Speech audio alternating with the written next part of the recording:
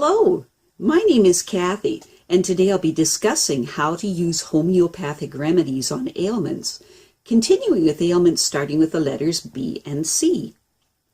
But before I do this, I wanted to let you know that because I have a great many videos now on many different topics, that I've decided to make several different video playlists so that it's easier to find the videos of greatest interest. So please check out my playlist page. Please refer to my How to Use Homeopathic Remedies video before using the material in this video. I will be discussing how to use homeopathic remedies on specific ailments, but I've broken down these ailments into categories for easy reference. I'll begin with ailments of the mind and emotions. Then I'll move on to ailments of the brain and nervous system. Then I'll address issues with your skin, nails, and hair. Then conditions of the eyes, ears, and nose. Then ailments of the teeth and gums. Then ailments with lungs and respiration. Then ailments of the heart, blood, and circulation. Then ailments of the muscles, bones, and joints. Then ailments of the esophagus, stomach, and duodenum. Then ailments of the small and large intestines, liver, gallbladder, and pancreas. Then ailments of the kidney and bladder. Then specific ailments to women and ailments specific to men. Then issues of the hormones and metabolism.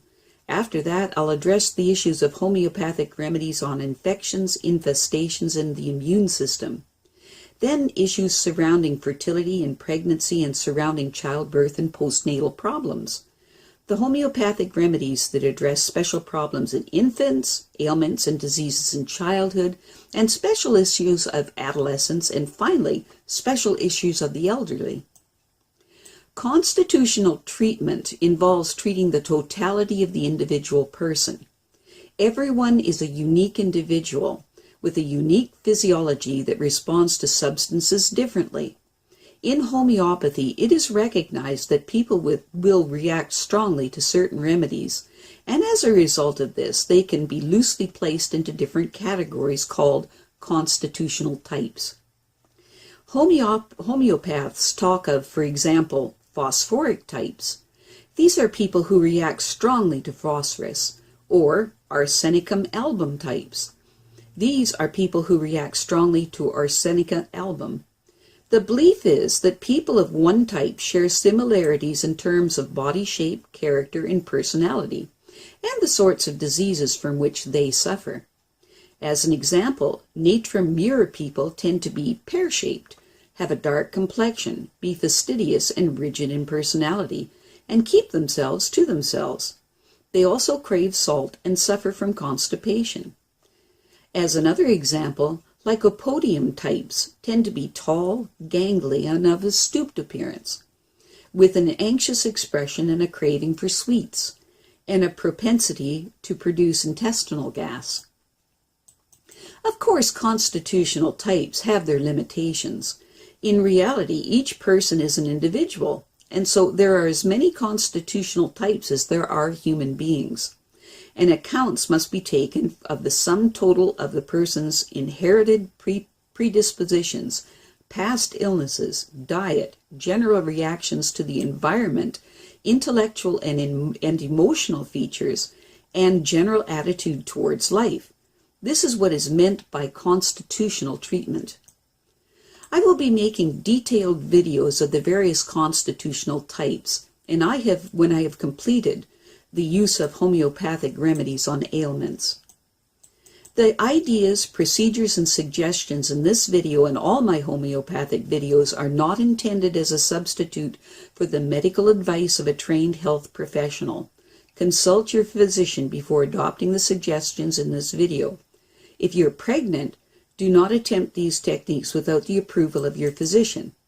So, let us continue with learning how homeopathic treatments can help with mental and emotional ailments. Today, we will continue with mental and emotional ailments that begin with the letter B and C.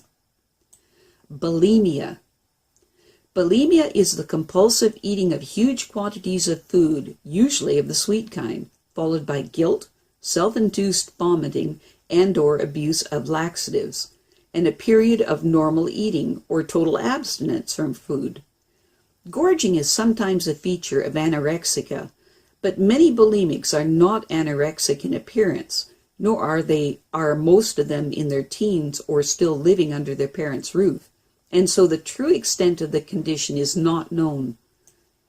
For bulimics themselves, the problem is more psychological than medical.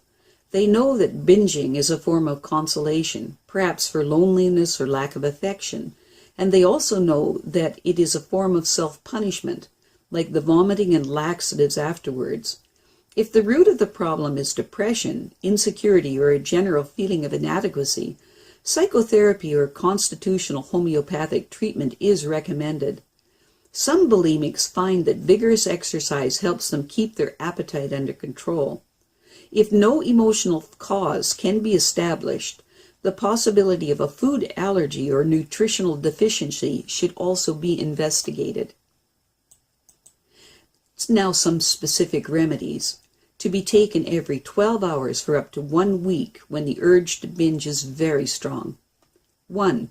For the bulimic person that doesn't have many emotional outlets and dislikes sympathy and puts weight on in the buttocks and thighs and has a thin neck, use Natrum Mur 30C.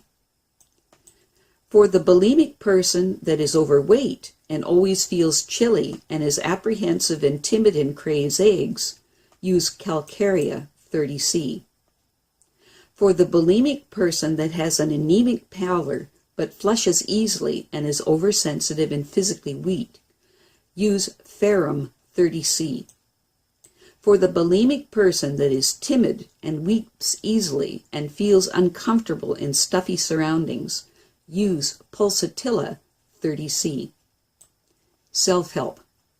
Some important additional things can be done to strengthen the body so that it can focus on healing itself, are proper nutrition first and foremost, and a comprehensive vitamin mineral supplemental program, which I've outlined in my videos on these topics in my Maintenance of Good Health playlist. Claustrophobia. Claustrophobia is characterized by an acute anxiety about being in enclosed spaces with no means of escape, typically experienced as a feeling of suffocation. The claustrophobic person may hyperventilate or be hypoglycemic, which can make the experience even worse. So treatment of these specific ailments may reduce anxiety to an acceptable level. If not, then behavior therapy may be very effective. Specific remedies, to be taken 3 times a day for up to 14 days or every 1/2 hour for up to 10 doses in an emergency situation. For the claustrophobic person that is afraid that tall buildings will fall in on them, this fear can be intense enough to cause diarrhea. Use Argentum Nit 6C. For the claustrophobic person that feels worse in hot, stuffy rooms and weeps easily, use Pulsatilla 6C. In an emergency, when no other remedy seems appropriate for the claustrophobic person, use Sulphur 6C. Confusion. For issues with confusion where the person experiences a partial loss of contact with reality, and they don't know what time of day it is, or what's going on, or where they are. If this is a first occurrence and not obviously related to any known physical problem, consult a regular doctor within 24 hours if there's no improvement. In elderly people, confusion may be a symptom of some type of senile dementia, or of physical problems such as hypoglycemia. If no food has been eaten by the confused person for some time, hypothermia is also a possible cause.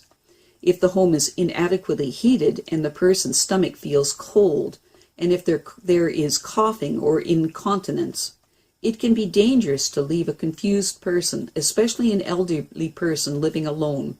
Forgetting to turn off the gas and electrical appliances, for example, can be disastrous. Medical supervision is essential in such cases. If confusion comes on after a head injury, the cause may be a subdural hemorrhage.